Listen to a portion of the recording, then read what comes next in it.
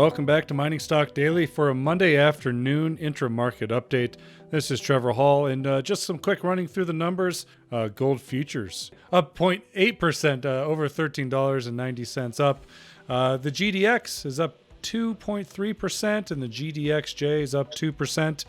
And silver, unfortunately, still seeing its continued downtrend. This would make it 7 straight days in the red. And the grunt is coming from our friends, Mr. Chris Marcus of Arcadia Economics, my silver guru, who lives and dies. Lives and dies everything silver. I'm feeling the pain for the silver bulls. I'm feeling it. It's a tough time to be a silver bull right now, Chris. So I did want to have you on, and I wanted to get some conversation going with you. In the last couple of weeks, I've seen a lot more people kind of just not only pull out of silver plays and some of their silver miners, but basically calling that silver's not going to do anything for the remainder of 2020. In fact, until silver redeems itself as a form of currency and precious metal and safe haven asset, really it will continue to be an industrial metal. So I just want to get your thoughts here, Chris. And, I know you're having a tough time watching these charts, but what are your thoughts on silver right now, and where do we go from here? Well, Trevor, first of all, I'd like to say thanks for having me on. It's always a pleasure to catch up and be a part of anything you're doing, and appreciate being here. Now, on the other hand, I may disagree with you slightly. I guess I was giving the theatrics during the intro, although much like investing or many things in life, I don't think for a silver bull this has to be a bad time. In fact, really, it should be a fantastic time. I know our friend Dave Franzler is involved in your show quite a bit, and we were talking about it the other day, how, geez, if you're a long-term investor, when you can buy some of these assets, whether it's silver bullion, uranium, another good example, whereas Rick Rule is fond of saying either we're going to stop using electricity or the price is going to rise. We could have a fascinating discussion of whether that happens, whether silver or any of these other commodities in 2020 or beyond. Yet, perhaps what would be even more useful to people than my guesses or hunches on the short-term pricing of silver, I mean, especially in an environment where what is amazingly to me seems to get missed over these past 2 months is that throughout all of this, and God willing, hopefully we're going back to some sort of normal life now, but what doesn't seem to be going back to the old way is the Fed's printing press, which has been given a massive blank check, which they're exercising forcefully. And keep in mind, even for people like me and others who dig into the Fed, I mean, how much do we really know about what they're actually doing just because Wall Street Journal or CNBC feeds us a little tidbit or two? I mean, only God knows how much money is really being printed. And so, I mean, you could really look at this current environment, and I know your audience obviously gets into the mining stocks, which I like too. And, the way I look at it is that if you pick companies that have a good balance sheet, I think there's a great case to be made that we see some pretty interesting silver prices and gold as well in 2020. But what I think could be even more useful is if you structure your mindset and then as an extension your portfolio so that it doesn't matter where, all right, maybe silver, maybe the price stays low for a couple more years. I don't think that's going to happen, but if I have stocks that match that and are going to stay in business, they have good properties, they have good management, and maybe it takes longer than I expect for the price of silver to rise, but whenever it does, this skew is just so, I mean, it's so historic. That's why I left Wall Street to study it. Wasn't like I grew up with a silver bar in my crib or anything like that, but just as a former options trader, once I started digging in and seeing the dynamics here, which we can dig into, I mean, to me, it seemed worth the wait. And anyway, so fascinating things going on. There are a number of fascinating things going on, Chris. Other, kind of, to piggyback on what you just said at the Fed. So we have 3 news items I kind of wanted to get your initial thoughts on that have spanned over, well, before the weekend. I think it actually shared on Friday. But the CME has set the tones for another credit facility to happen. Now, you posted this on your Twitter account. I follow you on Twitter. I get your updates, but my phone kept blowing up for like 3 hours because there was so much conversation about this. Just walk us through what this credit facility means for the CME and why it might be an eyebrow raise for people. Well, to be clear, what I think people should be aware of is that while the headline would suggest something salacious, we've been able to track it back. It looks like it's been in place since at least 2017, possibly the before. The credit facility has. Yes. Okay. So I'm not sure that what actually happened. Maybe that was them renewing it, or I'm not sure the legal wording of that. Does appear it was in place before, although, whether the guys that run the CME, actually it isn't a mystery. We have Terry Duffy a couple years ago said he thought gold should be $5,000 or $6,000, and whether they're putting credit facilities in place because they realize the things that you and I are seeing in the markets, whether they realize that or not, I think they darn well should, because it's interesting what you've seen happen since Corona. You've seen a massive surge in physical buying to the point where a lot of dealers got cleaned out. The mints have gone offline, a lot of disruption in the supply chain due to Corona. But in the end, you've had a surge in demand, while it is specifically in silver, a huge chunk, some estimates between 30 to 50% of the mining supply have gone offline. All while the price went from $19 to $12. So, and one of the things I actually just releasing a book called The Big Silver Short, and I asked a bunch of other folks in the silver space like David Morgan, for each ounce of silver, how many paper claims are on it? And no one gave an answer lower than 500 to 1. So you have a lot of conditions in place that I would think they would be darn well served to have a default policy in place. Continue to hear from a couple of my sources that 2 market makers were blown out on the LBMA on March 24th, which explains some of the liquidity announcements that have been coming from there. And now you see the LBMA and the COMEX playing musical chairs saying, well, we're going to do 400-ounce contract, 100-ounce contracts, but they don't have the bars. Now the entire world's depending on the Perth Mint. Why does the COMEX need the Perth Mint to meet delivery? The Perth Mint is a mint in Australia. So it sure seems like the whole thing is getting fragile. For the last decade, I've thought this was heading to some sort of inevitable short squeeze or failure to deliver, whatever the actual mechanics or how that looks when it plays out, we'll see. But gee, it sure seems like a lot of that is happening now. Well, let's move on to the second news item I wanted to ask you about, Chris, and that is about the Federal Reserve, and you mentioned them in your opening statement, printing money. But this morning there was news out that they're going to go in and start buying ETFs. The headline is the Federal Reserve to close to standing up to 2 corporate lending programs that could buy up to $750 billion in debt and exchange-traded funds under its emergency coronavirus actions. Now, we've talked about ETFs here on the show for a number of months and just how fragile the ETF market was based on their structures and how dangerous they could be with everybody, just kind of in default and having to move with the rest of the market. What's your thoughts here on the Federal Reserve coming in and buying some of these ETFs? Stunned yet completely expected. Although, how big did you say that was? The headline I saw here is $750 billion. It's funny because when you said that, I'm flipping over to my email, looking to see if I got, and I see from Wall Street Journal, U.S. Treasury expects to borrow $2.99 trillion in second quarter as stimulus spending soars.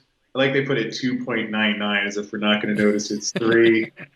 But I mean, already between the headline you see And the headline that I'm reading now, and this isn't what already happened, they're saying second quarter. So the amount has quadrupled, and that's what is disturbing on one hand, because we've seen you now have the blank check concept.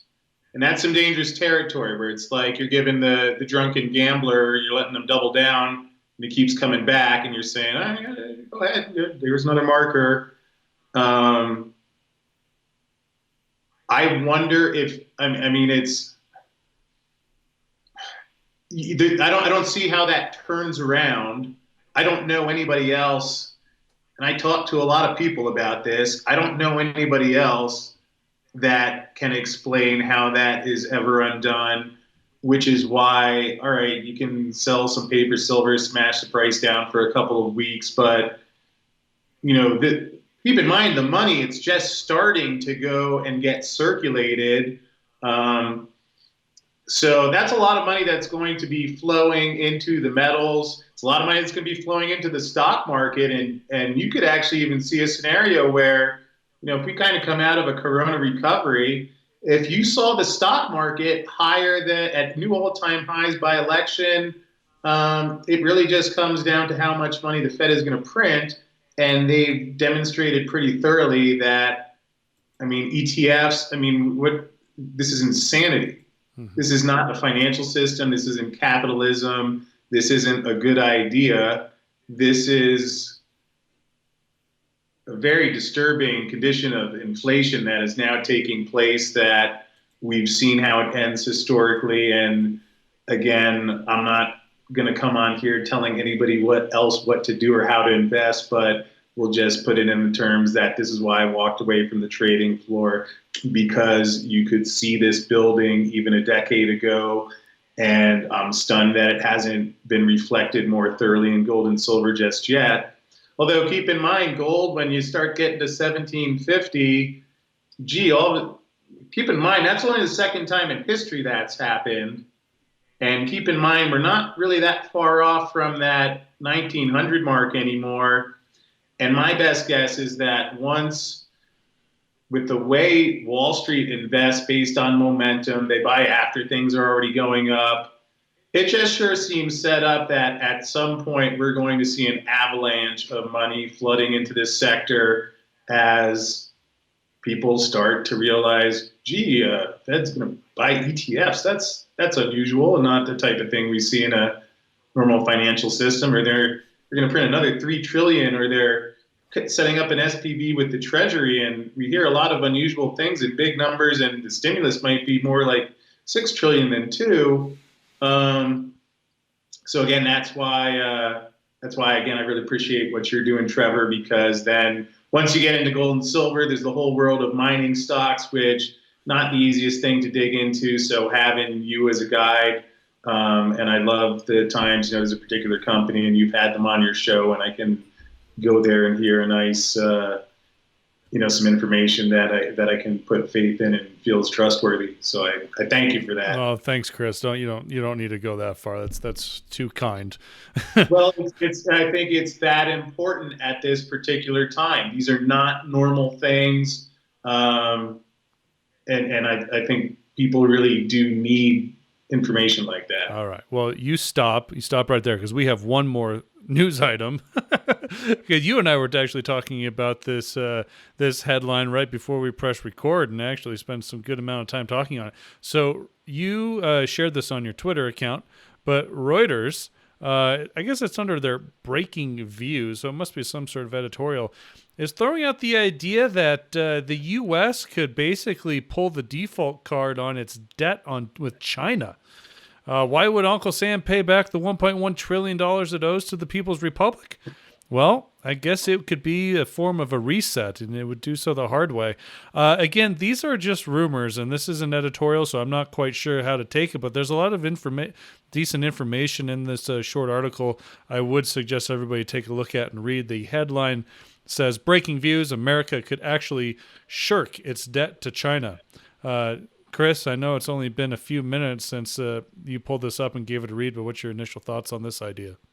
Well, geez, that's an unfair one to pack into a minute. But To be clear, we did look through the article, and it's interesting. I didn't actually see a quote of Trump saying that, whereas the headline certainly would suggest that. So, let's keep that in mind. Now, if Trump said that later this afternoon, I mean, he said things very much to that effect.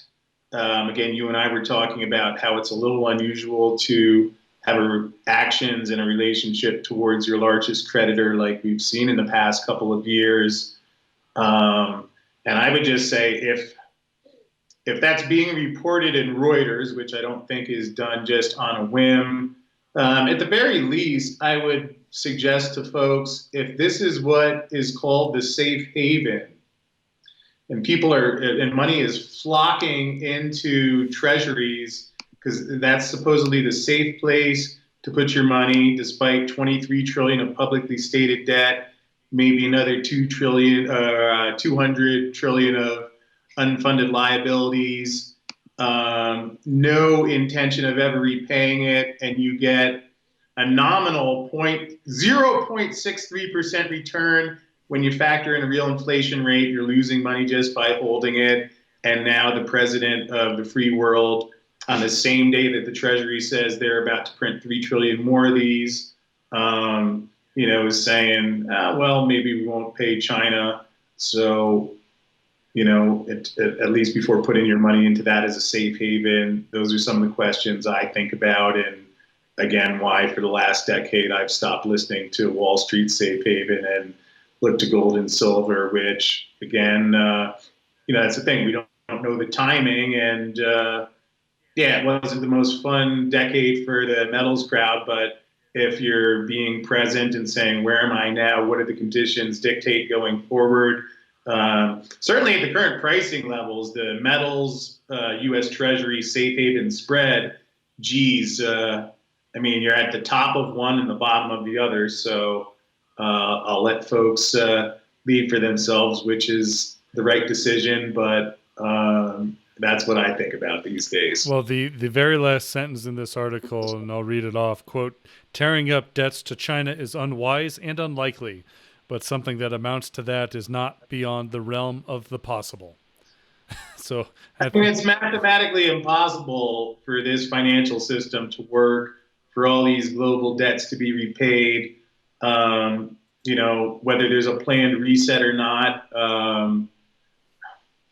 Well, I'll tell you what, I don't know that that's happening. You would think if it were, this is kind of what it might look like before it did. But in either case, the money's gone, it's spent. There's going to be some form of default, most likely with the printing press. But again, why I personally look to gold and silver. All right.